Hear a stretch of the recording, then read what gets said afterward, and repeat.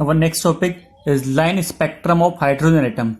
We know that when electron make a transition from one state to other state, then it emit or absorb the energy. ठीक है, जब भी electron एक orbit से दूसरे orbit में ट्रांसफर करता है तो या तो ये एनर्जी एब्जॉर्ब करता है या एनर्जी एमिट करता है. जब भी इलेक्ट्रॉन किसी हायर एनर्जी ऑर्बिट से लोअर एनर्जी ऑर्बिट में जंप करता है तो ये एनर्जी एमिट करता है. ठीक है, और जब भी इलेक्ट्रॉन लोअर एनर्जी ऑर्बिट से हायर एनर्जी ऑर्बिट में जाता है तो ये एनर्जी एब्जॉर्ब करता है. ठीक है, तो अगर इलेक्ट्रॉन हायर एनर्जी ऑर्बिट से लोअर एनर्जी ऑर्बिट में आता है, ठीक है, तो ये हायर ऑर्बिट से लोअर ऑर्बिट में आता है तो ये एनर्जी एमिट करता है. और ये जो एनर्जी एमिट करता है अगर इसको हम स्क्रीन पर देखते हैं, ठीक है, एक स्क्रीन पर अगर हम देखते हैं तो स्क्रीन पे ये लाइंस की फॉर्म में हमको दिखता है. ठीक है, तो जो और लाइन की फॉर्म में किस तरह से दिखता है, जब इलेक्ट्रॉन हायर एनर्जी ऑर्बिट से लोअर एनर्जी ऑर्बिट में आता है तो ये एनर्जी एमिट करता है. तो लाइन की फॉर्म में हमको इस तरह से दिखता है. ये डार्क बैकग्राउंड पे हमको ब्राइट लाइंस दिखती है. ठीक है, एक इंस्ट्रूमेंट होता है स्पेक्ट्रोमीटर जिससे हम देखते हैं स्क्रीन पर, तो उससे हमको यहाँ पर डार्क बैकग्राउंड पे ब्राइट लाइन मिलती है और इस टाइप के स्पेक्ट्रम को हम बोलते हैं एमिशन स्पेक्ट्रम. जब भी इलेक्ट्रॉन एनर्जी एमिट करता है हायर एनर्जी ऑर्बिट से लोअर एनर्जी ऑर्बिट में आता है. ठीक है, और जब इलेक्ट्रॉन लोअर एनर्जी ऑर्बिट से हायर एनर्जी ऑर्बिट में जाता है तो ये एनर्जी और एब्जॉर्ब करता है. इस टाइप के स्पेक्ट्रम को हम एब्जॉर्प्शन स्पेक्ट्रम बोलते हैं. और एब्जॉर्प्शन स्पेक्ट्रम कैसे दिखता है, ये हमको स्क्रीन पर ब्राइट बैकग्राउंड पे डार्क लाइन हमको इसमें दिखती है. ठीक है, तो इस तरह से ही हमारा line spectrum of hydrogen atom दो टाइप का होता है, एक एमिशन स्पेक्ट्रम ऑफ एक एब्जॉर्प्शन स्पेक्ट्रम. ठीक है, एमिशन स्पेक्ट्रम जब इलेक्ट्रॉन हायर एनर्जी ऑर्बिट से लोअर एनर्जी ऑर्बिट में जंप करता है और एब्जॉर्प्शन स्पेक्ट्रम जब लोअर एनर्जी ऑर्बिट से हायर एनर्जी ऑर्बिट में हमारा इलेक्ट्रॉन जाता है. ठीक है, तो इसको हम line spectrum of hydrogen atom बोलते हैं. अब हम एमिशन स्पेक्ट्रम अगर हम यहाँ पे डिस्कस करें तो ये हमारे इस तरह से एनर्जी ऑर्बिट्स होते हैं. ठीक है, ये हमारा फर्स्ट ऑर्बिट है. ठीक है, फर्स्ट ऑर्बिट में जो एनर्जी होती है वो -13.6 इलेक्ट्रॉन वोल्ट होती है. ये सेकंड ऑर्बिट है, सेकंड ऑर्बिट में जो एनर्जी है -3.4 इलेक्ट्रॉन वोल्ट होती है. ये थर्ड ऑर्बिट है, थर्ड ऑर्बिट में एनर्जी -1.51 इलेक्ट्रॉन वोल्ट होती है.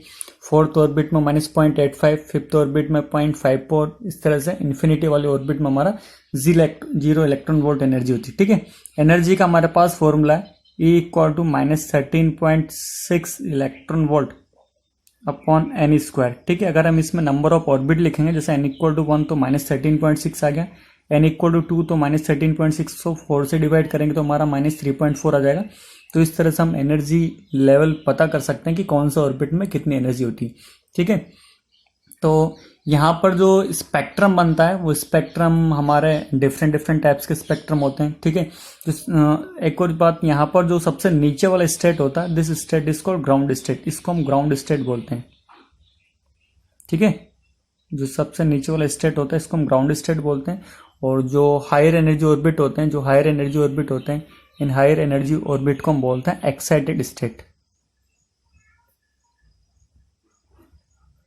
जो लोअर एनर्जी ऑर्बिट होता है इसको हम ग्राउंड स्टेट बोलते हैं. ठीक है, और इससे अपर जो हायर एनर्जी लेवल होते हैं इनको हम एक्साइटेड स्टेट बोलते हैं. ठीक है, अब यहाँ पर लाइन स्पेक्ट्रम जो इलेक्ट्रॉन है हायर एनर्जी ऑर्बिट से लोअर एनर्जी ऑर्बिट में बहुत सारे तरीके से जंप कर सकता है. ठीक है, हम डिफरेंट वे हम यहाँ पर जंपिंग का यहाँ पर डिस्कस करेंगे.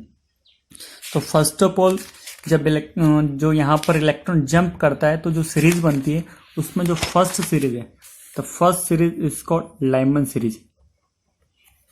First series is called Lyman series.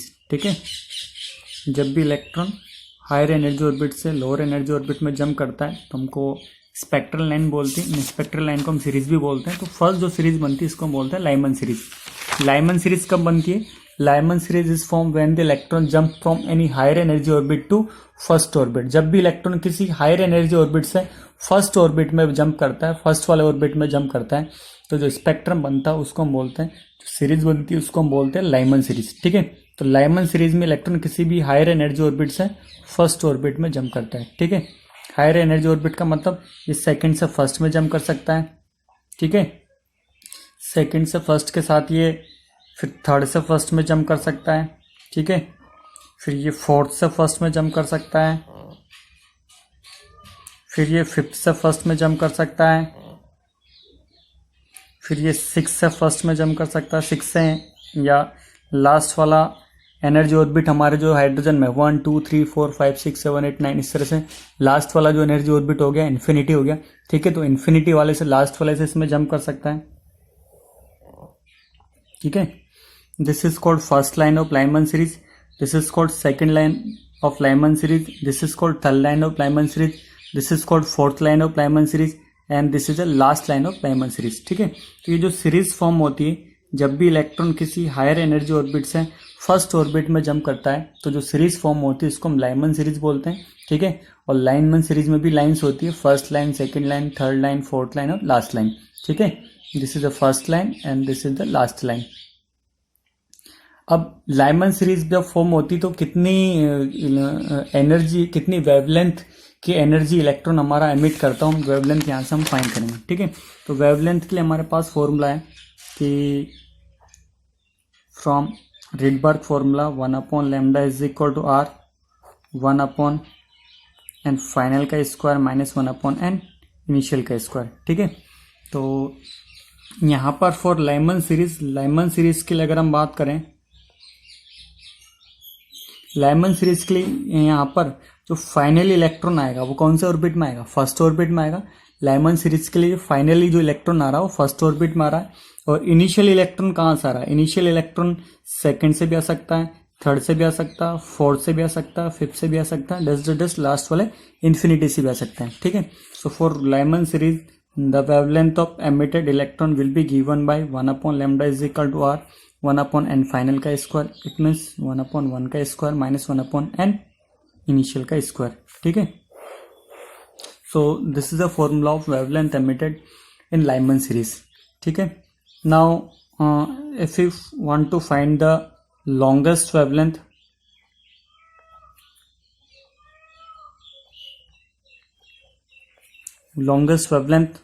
of Lyman series, ठीक है, longest wavelength of Lyman series. अब लॉन्गेस्ट वेवलेंथ इनमें से कौन सी वेवलेंथ होगी, ठीक है। जो इतने ट्रांजिशन हो रहे हैं सेकंड से फर्स्ट में, थर्ड से फर्स्ट में, फोर्थ से फर्स्ट में, फिफ्थ से फर्स्ट में, लास्ट वाला इन्फिनिटी से फर्स्ट में, ठीक है। इनमें सबसे लॉन्गेस्ट वेवलेंथ कौन सी होगी, तो लॉन्गेस्ट वेवलेंथ की अगर हम यहाँ पर बात करें तो यहाँ पर हमको एक ऑलरेडी फॉर्मूला पता है कि E इक्वल टू Hc/λ। तो energy is inversely proportional to lambda, energy gap is inversely proportional to lambda, ठीक है। E equal to Hc/λ।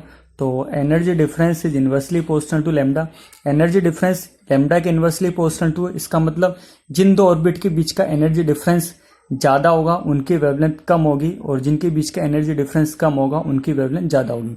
तो अगर हम यहाँ पर स्पेक्ट्रम में देखते हैं, फर्स्ट सेकंड थर्ड ऑर्बिट की लाइन स्पेक्ट्रम हाइड्रोजन एटम के हम देखते हैं, तो जो एनर्जी डिफरेंस है वो सबसे कम एनर्जी डिफरेंस हमारा फर्स्ट और सेकंड के बीच का है, ठीक है। फर्स्ट और सेकंड के बीच का जो एनर्जी डिफरेंस है वो सबसे कम है, सबसे कम एनर्जी डिफरेंस, इसका मतलब इसकी जो वेवलेंथ होगी वो सबसे ज़्यादा होगी। तो for longest wavelength the electron jumps from second orbit to first orbit. तो इसको हम लॉन्गेस्ट, इस तरह से लॉन्गेस्ट वेवलेंथ ऐसे लिख दो आप। लॉन्गेस्ट वेवलेंथ के लिए इलेक्ट्रॉन सेकेंड ऑर्बिट से हमारा फर्स्ट ऑर्बिट में जंप करता है, ठीक है। तो for longest wavelength the initially electron jumps from second orbit to first orbit. So the wavelength is given by 1/λ is equal to r 1 minus 1/2 का स्क्वायर, ठीक है। तो 1/λ is equal to r 1 minus 1/4 3/4 और lambda is equal to 4/3r, lambda is equal to हमारा 4/3r आ गया। This is the longest wavelength of Lyman series and 4/3 1/r की जो value होती है वो 912 एंगस्ट्रॉम होती है, 1/r की वैल्यू 912 एंगस्ट्रॉम होती है। अगर इसको हम कट करें तो ये 304। So the longest wavelength of Lyman series is given bye 1216 angstrom, ठीक है। मल्टीप्लाई करेंगे तो जो लॉन्गेस्ट वेवलेंथ आएगी हमारी लाइमन सीरीज की वो 1216 एंगस्ट्रॉम आएगी, ठीक है। अब शॉर्टेस्ट वेवलेंथ की अगर हम बात करते हैं तो shortest wavelength of Lyman series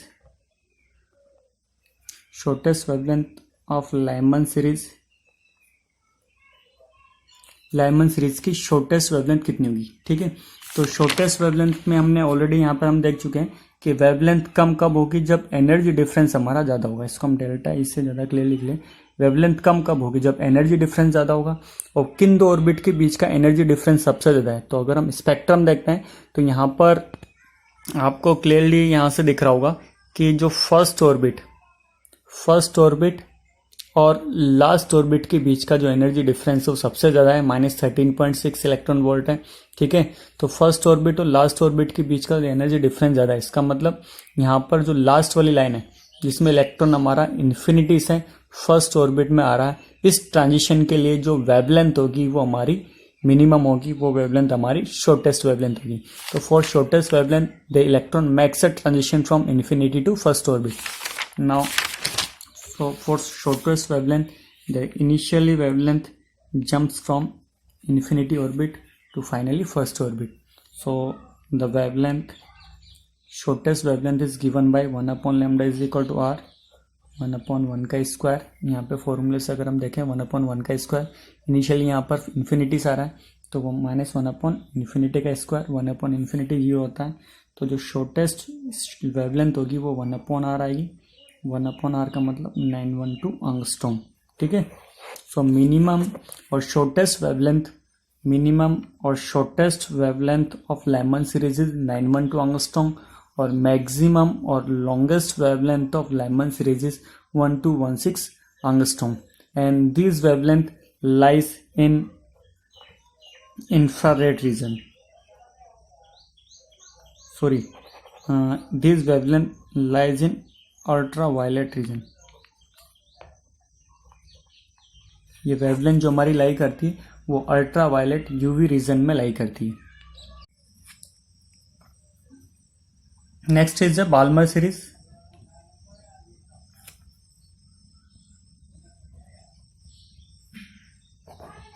Balmer series कब फॉर्म होती है, when the electron make a transition from any higher energy orbit to second orbit. जब भी इलेक्ट्रॉन किसी हायर एनर्जी ऑर्बिट से सेकेंड ऑर्बिट में आता तो जो सीरीज बनती है उसको हम बोलते हैं बाल्मर सीरीज।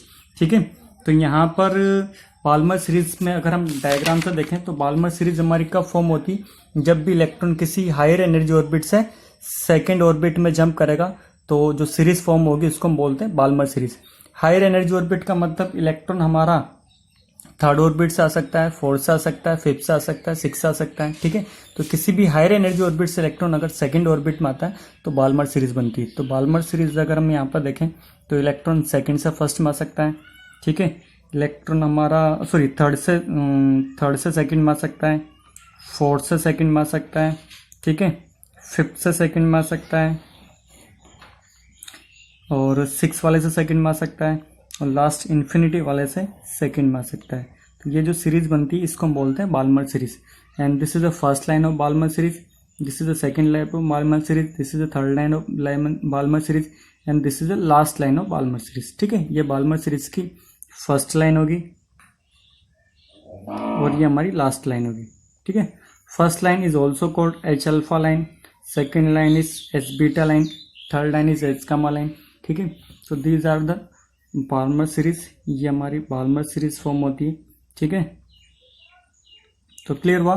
बाल्मर सीरीज कब फॉर्म होगी, जब भी इलेक्ट्रॉन किसी हायर एनर्जी ऑर्बिट से सेकेंड ऑर्बिट में जंप करेगा तो जो सीरीज फॉर्म होगी that series is called Balmer series. ठीक है, हायर एनर्जी ऑर्बिट का मतलब थर्ड से सेकेंड में, फोर्थ से सेकेंड में, फिफ्थ से सेकेंड में या लास्ट वाले इन्फिनिटी वाले से सेकेंड में भी इलेक्ट्रॉन हमारा ट्रांजिशन कर सकता है। ठीक है, तो फॉर बाल्मर सीरीज, अगर बाल्मर सीरीज की बात करें तो फाइनली जो इलेक्ट्रॉन हमारा आएगा वो सेकेंड ऑर्बिट में आएगा और इनिशियल इलेक्ट्रॉन हमारा थर्ड से आ सकता है, फोर्थ से आ सकता है, फिफ्थ से आ सकता है, सिक्स से आ सकता है, इन्फिनिटी वाले से आ सकते हैं।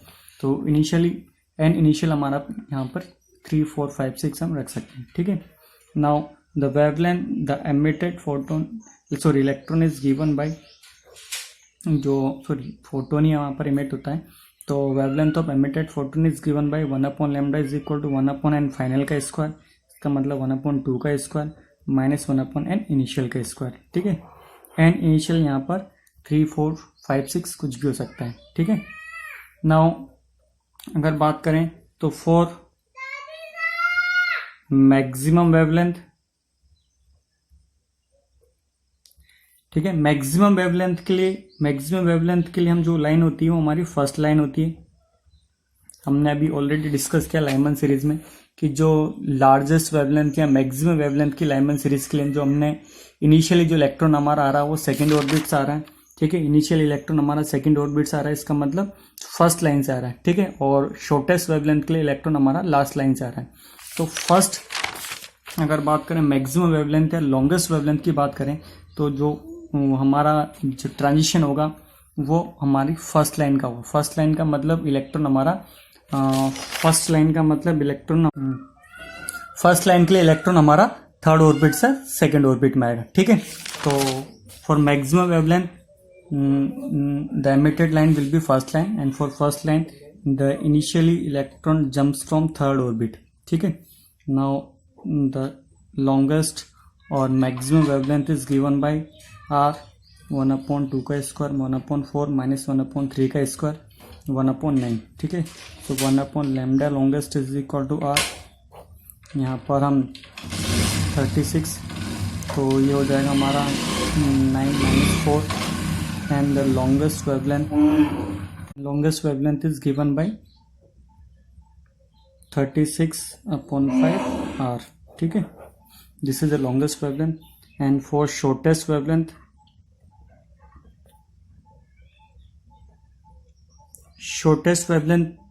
कौन सी लाइन के लिए होगी?